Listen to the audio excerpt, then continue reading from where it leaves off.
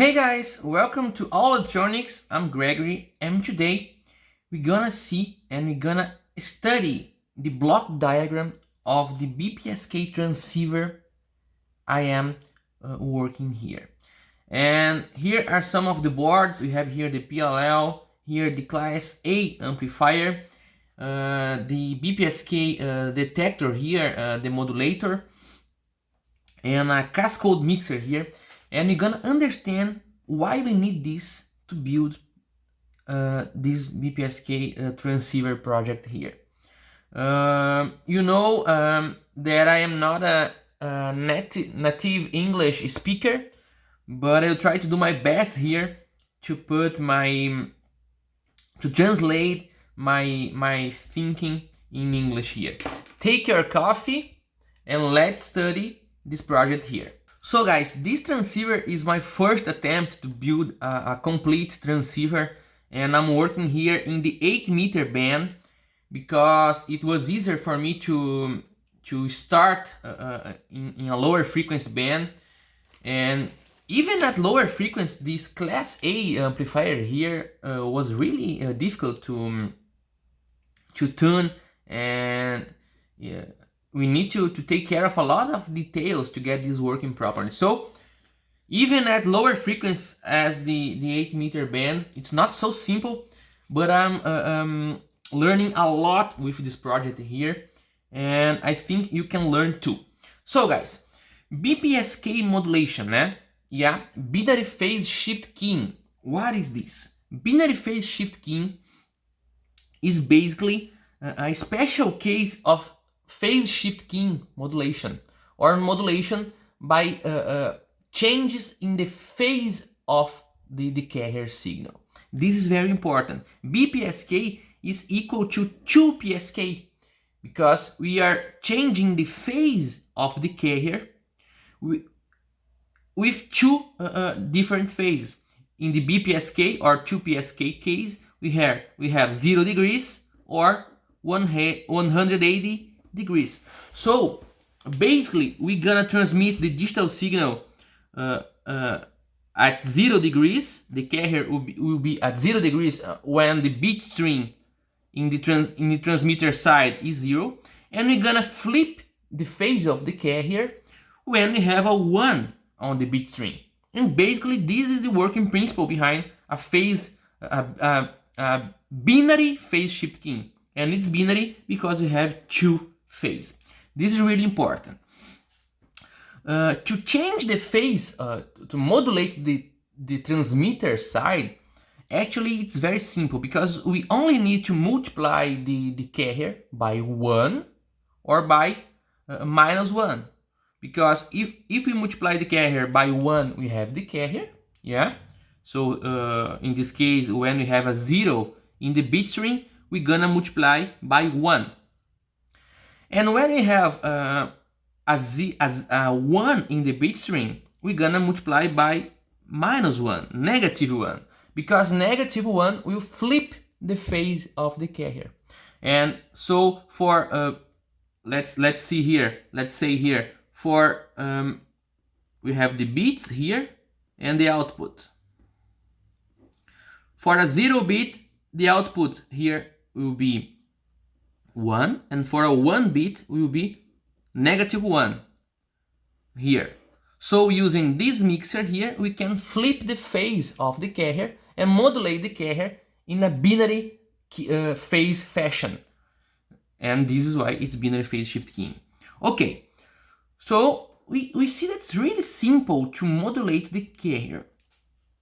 And here we are using in the block diagram a mixer that in the digital logic is actually a short gate. Okay, we have a short gate, and at one side you have the carrier, and here in the other side you have the bit stream. So the carrier will be flipped because the short gate is a multiplier. And this works here because you have a Class A amplifier. And a Class A amplifier at the output is a switching amplifier. So it receives a digital on and off signal here, okay? So this is really important. If we was using here a class A, a linear amplifier, we would need to use a real mixer, analog mixer here. But as we have an on and off signal to the class A amplifier, because it's a switching amplifier, we can have a XOR, here in Brazil we call SHOR, a SHOR gate as the mixer here. I'm back. I needed to turn on the air conditioner here because it was getting very hot. So, okay, we know how to modulate the carrier. We can multiply by 1 or minus 1, and as we are in a digital circuit, we're gonna flip the signal with a XOR gate. But a more difficult task here on the transmitter side is to generate the carrier. Okay, and here in 8-meter band we are using, in this case here, a 3.8 meg carrier. Okay, and for my transceiver 3.8 will be channel 0. Okay, this PLL I'm designing here can generate 5 different output frequencies: channel 0, 1, 2, 3, and 4. That is 3.8, 3.825, 3.85, 3.875, and 3.9 meg. And you're gonna understand how it works here. So we need to generate 3.8 meg from a standard frequency. And for this design here, I chose to use 10 meg, because 10 meg is a standard crystal, a standard frequency, and we can even use as the input, and you can even use as the input of this PLL or GPSDO that I'm still working on here, but it kind of works now. And this output, this will output 10 meg, a standard frequency, and the task of the PLL is to generate the carrier frequency from the 10 meg signal. And this is not so easy, because 3.8 meg is not a common multiplication factor or a divisor of 10 meg. So we need to make some math here with the signal. My idea here was this one here. We get the 10 meg signal and we divide the signal by 200. Okay, and this is done here with a decade counter frequency divider. Dividing the signal by 200, we're gonna have here on the output a 50 kilohertz signal. 50 kilohertz signal. This 50 kilohertz signal can be used as the reference of a phased locked loop here. So this actually here is the phased locked loop. I'm calling all these function here as the PLL block of the transceiver, but actually the phase locked loop of the transceiver is only this part here. If the input to our phase comparator is 50 kilohertz, we can have here a VCO at twice as that, 7.6, and we can divide 7.6 by 152 here for channel 0. In this way, we're gonna have at the output of this divider here 50 kilohertz also, and the loop will be stable, will be in steady state. So with the loop in steady state using a 50 kilohertz reference here, at the output of the VCO we're gonna have 7.6 meg, the second harmonic of the channel 2. So we only need to divide by 2 again to have here our 3.8 meg carrier signal. And why I'm using a VCO that's running at the second harmonic of the carrier? Well, this idea here to run the VCO at this second harmonic at twice the carrier frequency, I had, because in this way we have some good things that are gonna happen to the signal. First, this divider by 2 here will recompose the dead cycle of the signal. So we are guaranteed here to have a 50% dead cycle carrier. Because always when we divide the signal by 2, using a flip-flop, we're gonna have the toggle of the flip-flop, and this will generate a perfect 50% dead cycle signal. And this is perfect to drive our Class A amplifier. This is needed for our Class A amplifier. So running the VCO at twice the frequency and dividing it by 2 when we're gonna use here as the carrier will generate a very stable dead cycle signal. This is very good. Another benefit of this approach is that our phase comparator, the PD here and here phase detector, this phase detector here I'm using is an XOR gate 2, so it's a type 1 phase detector. Using a double frequency VCO here, a VCO at twice the frequency, we're gonna have a phase detection output here with a ripple in twice the frequency. So it's easier to filter here with the loop filter. It's easier to filter the signal because we are running the phase detector at twice the signal too. If we choose to use a 3.8 meg VCO, our phase detector would need to run at 25 kilohertz, and the ripple would be very harder to filter here. So we have these two benefits here: a better phase ripple filtering and a perfect 50% dead cycle carrier. So now we synthesized the carrier we needed to the transmit side.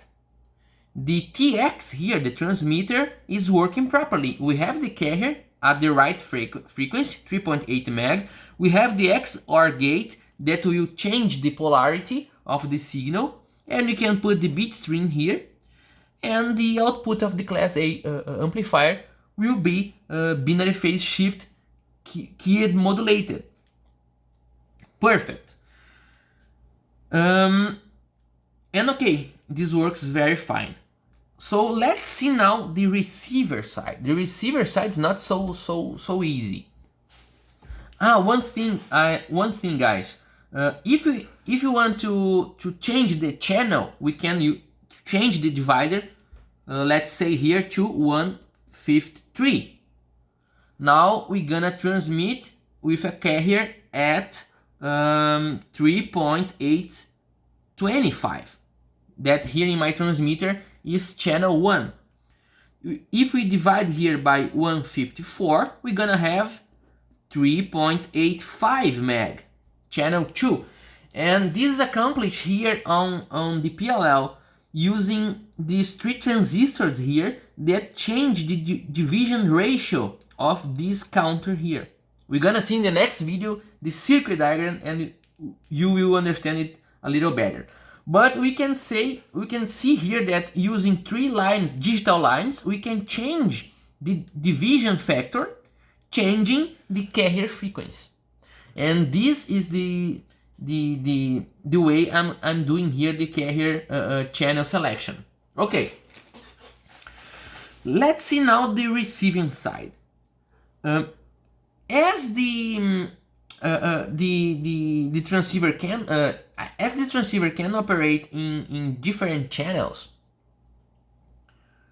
we need to have a super heterodyne architecture, because using super this is very difficult for me to say to try to say in English. It's a super heterodyne.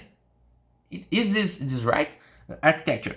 Using this architecture, we're gonna have a IF frequency at the receiving side here that is at a constant, always in a constant frequency, and I choose it here 10 meg.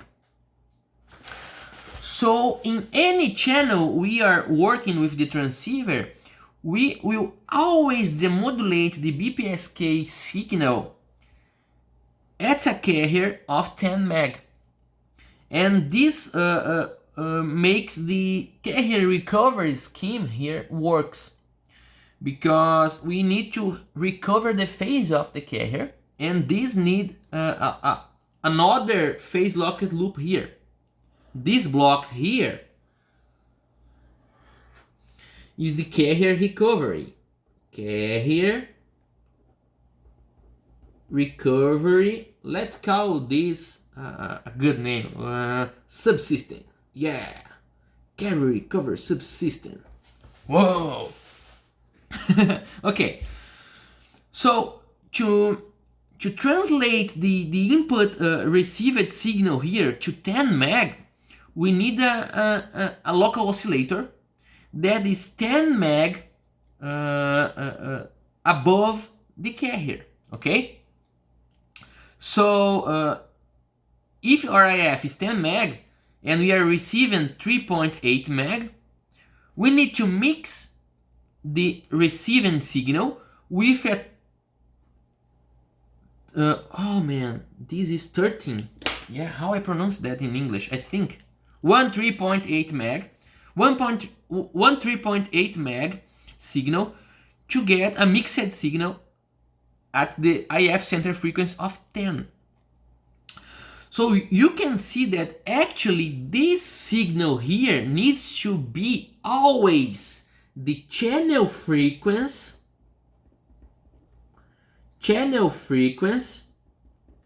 plus 10 meg, right? If our EF mixing signal here, if our IF mixing signal is always the channel frequency plus 10 meg, always that we mix this signal with the receiving signal, we're gonna have an IF centered at 10 meg. So our carrier recovery system here can work always in looking to a 10 meg signal. So we need to generate this 3.8 meg signal here, or channel frequency plus 10 meg, and this is also generated here. What I'm doing here in the PLL board is we are getting the carrier frequency and mixing it with the crystal frequency, because here we have 10 meg always from the crystal, okay? Is our standard frequency. So mixing the carrier with 10 meg and bandpass filtering it, we will always have a channel frequency plus 10 meg. If we change the channel to 3.85, we're gonna have here 3.85, because we're gonna be mixing 3.85 with 10 meg and filtering it, and we're gonna have here 3.85. So this signal here will always be a channel frequency plus 10 meg. And I'm doing this here with another XOR gate, here in Brazil, XOR gate, XOR gate, that is multiplying the 10 meg with the 3.8. And we can see here, these two inductors here are the bandpass filter centered around 3.8 meg, okay? So mixing this signal here with the received signal from the antenna, we're gonna be translating the signal to 10 meg.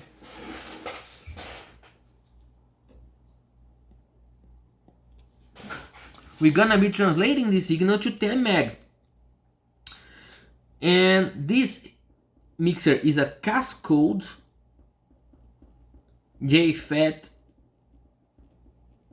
active mixer, okay? And we can see the prototype here. We have two JFETs and the IF amplifier here, a BF199 transistor, okay? This is a BF199 here, and we have the two. So we can see here the Cascode mixer here, the bandpass filter centered at 10 meg, and the IF amplifier here, okay? Right, now we have the BPSK signal translated to 10 meg.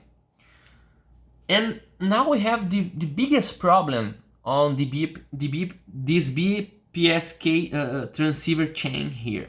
We need to coherent demodulate the BPSK signal. We need to coherent demodulate the BPSK signal. For coherent demodulation, we need to multiply the input BPSK signal as 10 meg with a copy of the original carrier. And we don't have the original carrier because the original carrier was with the transmitter that transmitted the signal to us. And we don't have the original carrier on our receiver, and we need to generate a signal that is in phase and is coherent as it would be if we have had the original carrier, BPSK carrier. So guys, the carrier recovery subsystem will do that for us. How this system works? This is also called squaring loop. Squaring loop. Okay? This is because we are multiplying the signal with itself here. Okay? And we are squaring the signal because we are making the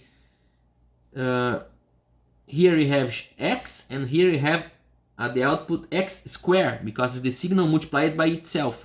Okay? And why we do this? So let's see. We have our IF signal BPSK with BPSK modulation, or 2PSK here. And when we multiply the signal with itself, we get a very strong second harmonic.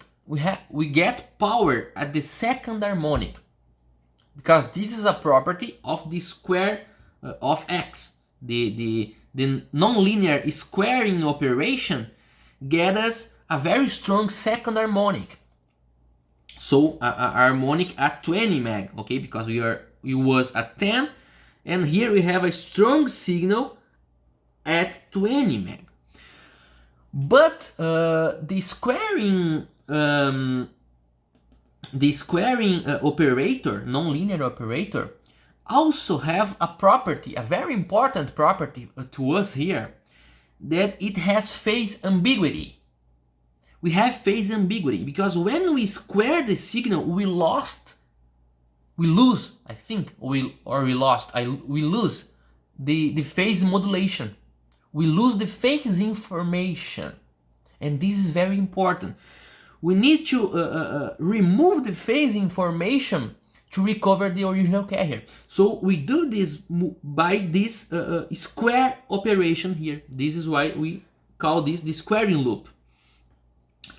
Now we have a strong 20 meg signal here that is in phase, is coherent with the original carrier of the signal because we removed the phase information, okay?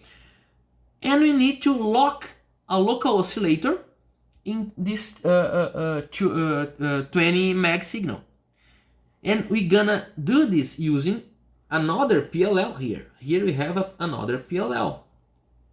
So we have the strong second harmonic signal entered in here, the phase detector, and this is another XOR gate, a phase detector. We have the bandpass, and now we have a VCO working at twice the 20 meg.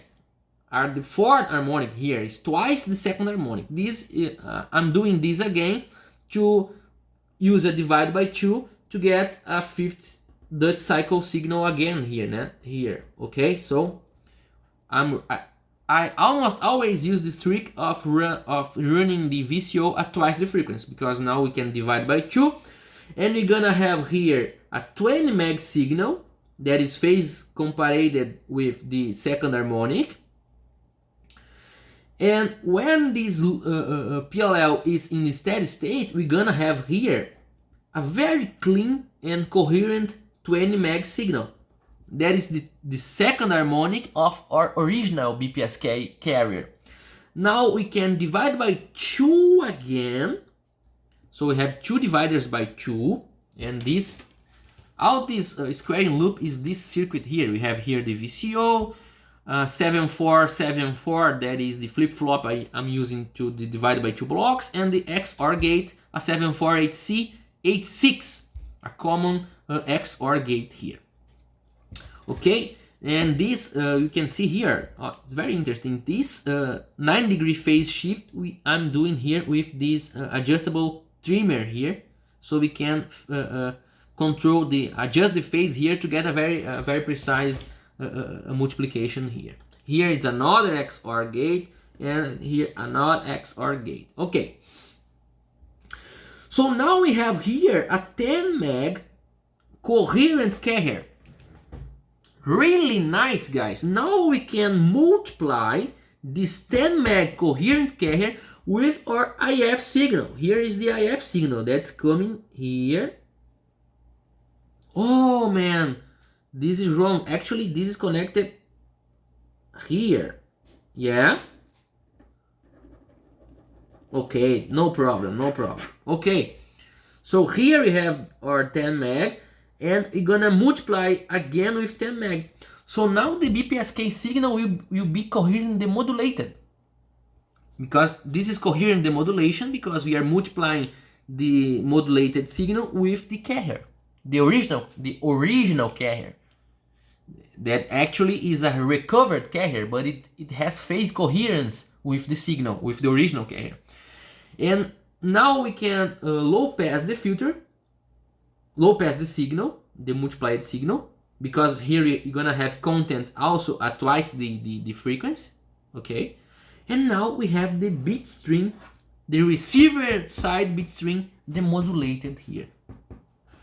This is the bit stream we want to transmit, and this is the bit stream we are receiving from the antenna. And this is the way this circuit, this project works. And it's working very fine, guys. I need to draw the layout for these 2 circuits here.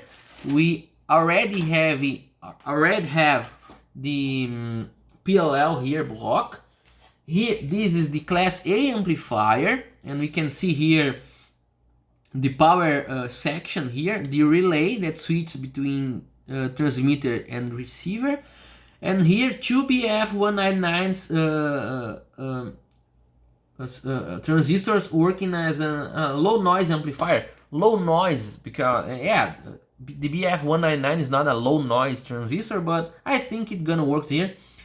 This is giving us 70 dB of gain, and as I tested yesterday, the IF signal here can be at minus 35 dB, and it still works, and the carrier recovery still locks and recover the carrier. So I think we can have here in the antenna a negative 105 dBm power signal of power, and we're gonna still be able to demodulate the signal. So guys, this is the full architecture of the project. I hope you enjoyed it. And in the next video, when I finish to draw the schematics of all these other parts here, we're gonna analyze the schematics. Okay, yeah, this is what I was thinking for this video. Actually, I have here the schematics of this circuit here.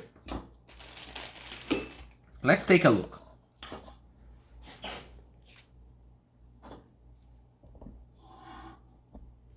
Yeah, now we can. Okay, so let's see here, guys. Let's see. I will not be editing this video, so I'm trying to do my best here. Let's see. Okay. Let's see, guys. We have the 10 meg reference, and is this 10 meg oscillator here. Okay, using an XOR gate. We have the 200 divider, so we have here divide by 10x here, 10x here, and 2x here. So we have here our 50 kilohertz signal. Okay, here we have the VCO. The varactor here is a Scotchy diode, 5819 diode here, that works really well as a jelly bean varactor. This XOR here is the phase detector that is comparing the 50 kilohertz signal with the output of the divided VCO. Yeah, here we have the VCO, and we have here the 152 divider, composed by these two parts here, and these three transistors will change the counting here of the divider, because these transistors will reset the counter at different values. So we can reset the counter at 152, 153, 154, and 155 to get the 5 channels. So these diodes and these transistors will reset this counter at the properly value for the correct channel frequency, and this output signal is detected here by the phase detector, filtered by the loop filter here, and this will control the voltage of the VCO. Okay, here is the part where we are generating the mixing IF here, the channel frequency plus 10 meg. Here we are mixing with this XOR here. We are mixing the 10 meg signal with the 3.8, the channel here now. The channel frequency here. We are multiplying it with an XOR, and here is the output bandpass filter. This output bandpass filter here, and this output here that comes to the cascade mixer that will mix the signal here. So this mixer here is this cascade mixer here. Okay, so guys, I hope you enjoyed this video. If so, please subscribe to the channel, give a thumbs up, leave a comment, that it will help me to grow the channel faster, and I appreciate if you were with me until now. So let's go to the next video, and in the next video we're gonna show the other circuit diagrams of the other parts. Okay, see you in the next video.